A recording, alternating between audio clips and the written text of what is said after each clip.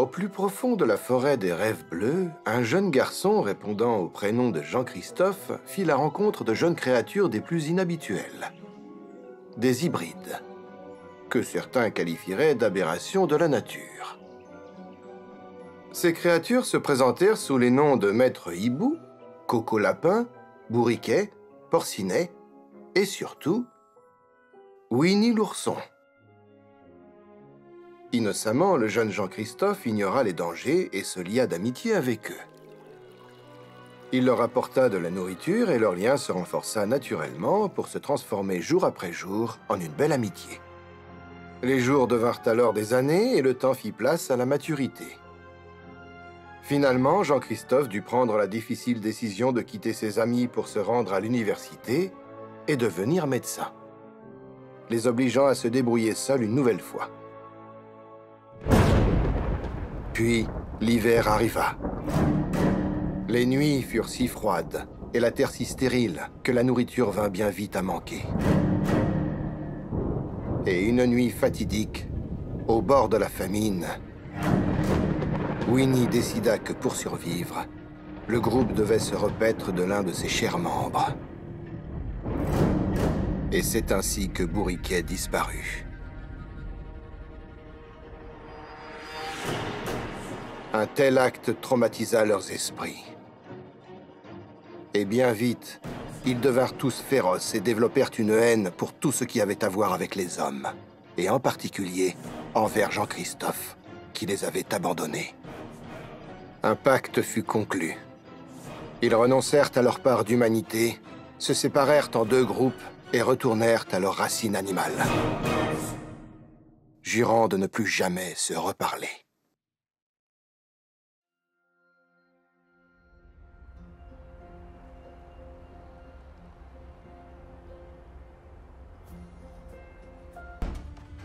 Questa parte, padre.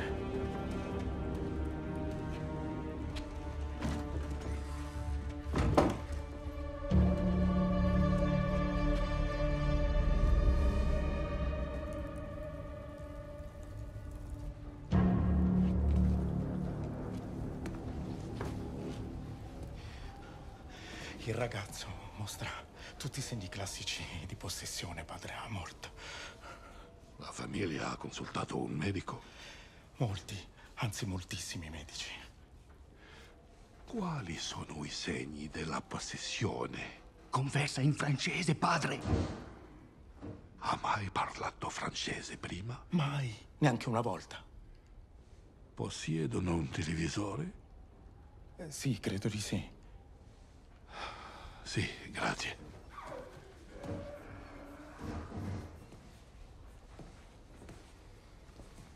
Ah, cosa stai disegnando? Un uccello. Sì, brava. Brava bambina. Ho un compito molto importante per te. Conosci il Padre Nostro? Sì, padre. Bene.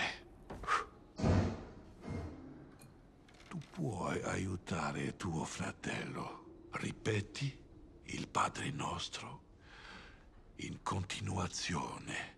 Non distrarti. Implacabile. Capito? Sì, padre. Bene. Padre nostro, che sei nei cieli, sia santificato tuo. Portami il maiale.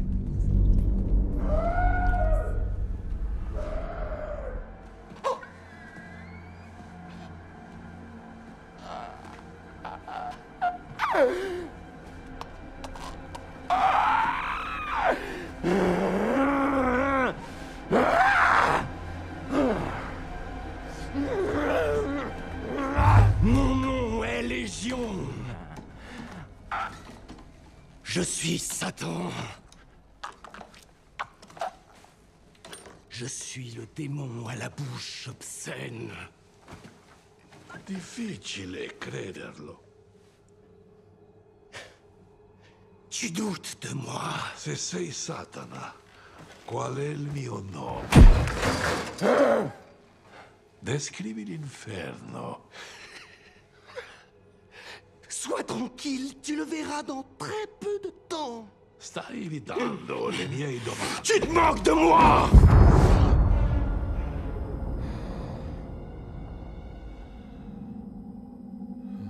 Rispondimi, Satana. Perché possedere questo ragazzo? Perché non qualcuno di più influente? Je possède qui je veux. Potresti possedere Padre Gianni? Un vescovo? N'importe qui, n'importe quoi. Non ti credo, j'en crois pas un mot. Je ne crois même pas que tu puisses posséder ce porc. Tu pourrais? Tu es si puissant, tu peux posséder ce porc? Oui, je peux. Allez, possède-le, Satan. Prouve-moi que tu es le prince des enfers. Hai fatto! Tu l'as possédé? Montre-moi ta puissance. Qu'est-ce que tu attends? Lo hai posseduto, Satana! Lo hai posseduto, Satana!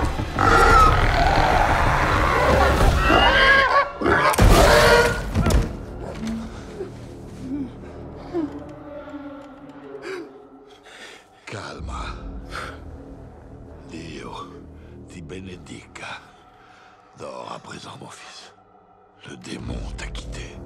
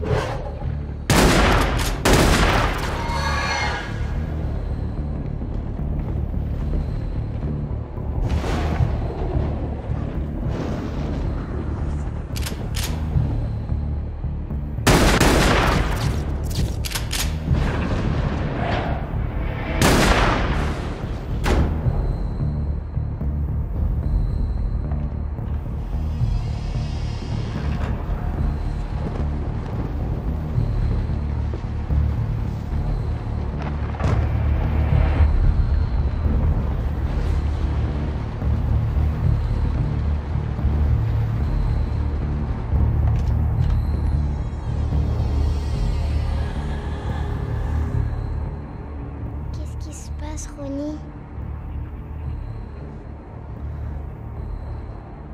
Je t'aime, Judy.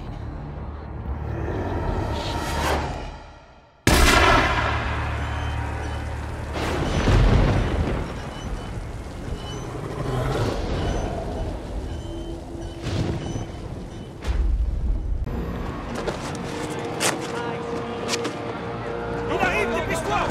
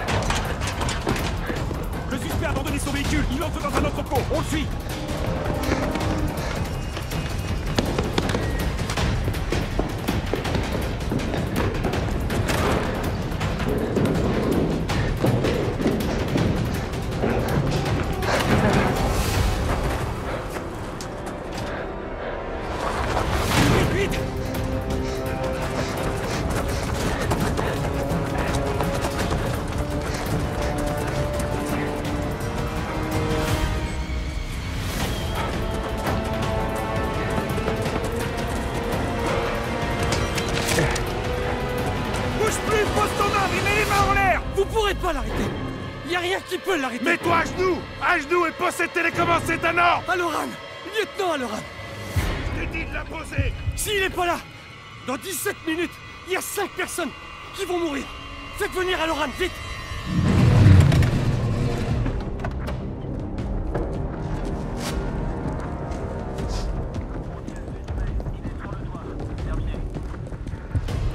Mais putain, il est où Aloran? Il y a plein de gens qui vont mourir.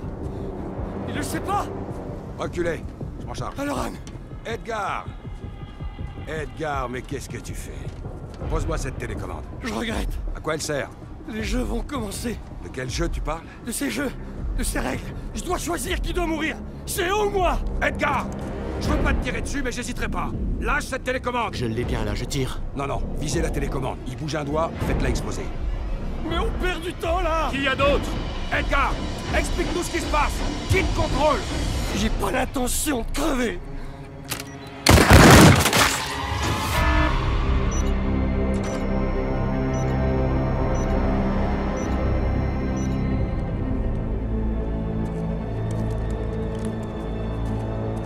Central, suspect à terre.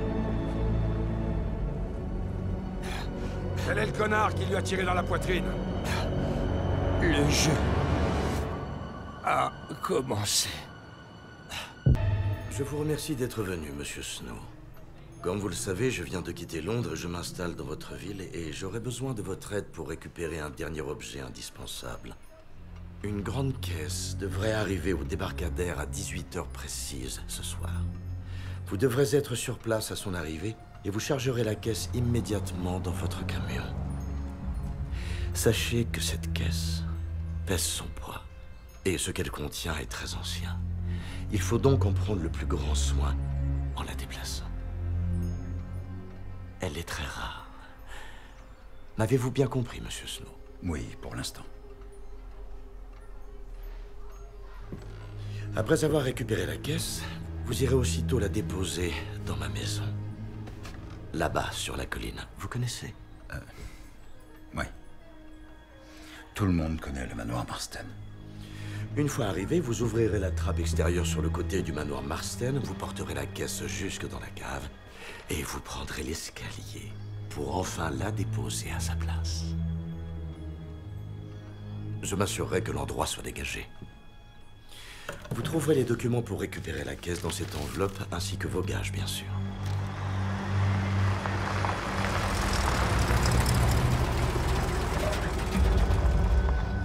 Ma grand-mère nous racontait des histoires sur cette maison pour qu'on soit sage. Elle disait que Hubert Marston vénérait Satan. C'est pour ça qu'il a tué sa femme et s'est suicidé. Ça, c'est des légendes. Il faut qu'on porte la caisse en bas. Dans la cave? C'est ce que Monsieur Stryker a dit. Fais chier. Bon, je vais reculer le camion pour qu'on soit plus près, mais... Tu vas... ouvrir les portes. Tu veux que j'ouvre les portes?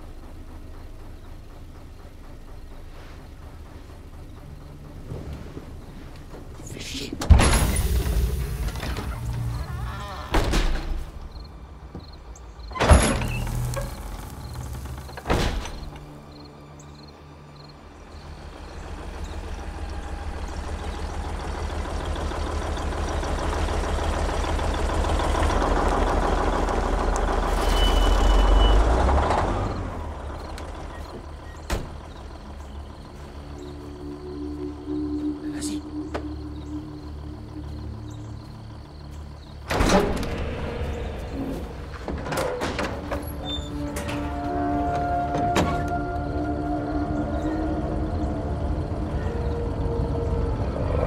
Ça nous fait peur rien que d'y penser. Quand on vous racontera, vous nous prendrez pour des dingues. Racontez-nous, depuis le début, s'il vous plaît. Ça a commencé petit à petit, avec une main ou une jambe dans une position différente. Ensuite, on l'a retrouvée la tête vers le haut plutôt que vers le bas. Et puis un jour, on l'a carrément retrouvée dans une autre pièce. Elle se déplaçait toute seule. Vous n'avez jamais pensé que quelqu'un qui avait la clé de votre appartement vous faisait une blague? C'est exactement ce qu'on s'est dit. Mais on n'a jamais pu retrouver une seule preuve que quelqu'un était venu chez nous. Et tout ça vous a conduit à croire que la poupée était possédée? Oui. Camilla est allée voir une médium qui nous a appris qu'une petite fille de 7 ans nommée Annabelle Higgins était morte dans cet appartement. Elle était solitaire et s'était prise d'affection pour ma poupée. Ce qu'elle voulait, c'est qu'on se copine. Quand on a appris ça, on a été vraiment triste pour elle. On est infirmière, on aime aider les gens. Alors, on lui a donné la permission de posséder la poupée. Attendez, vous avez fait quoi? Elle voulait vivre chez nous en habitant la poupée. On a accepté. Et puis, les choses ont empiré.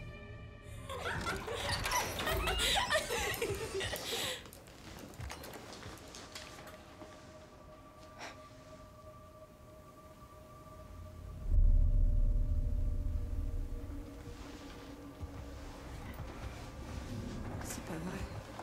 Quand on est rentré, elle était assise dans le couloir, alors qu'on l'avait laissée dans la chambre d'amis.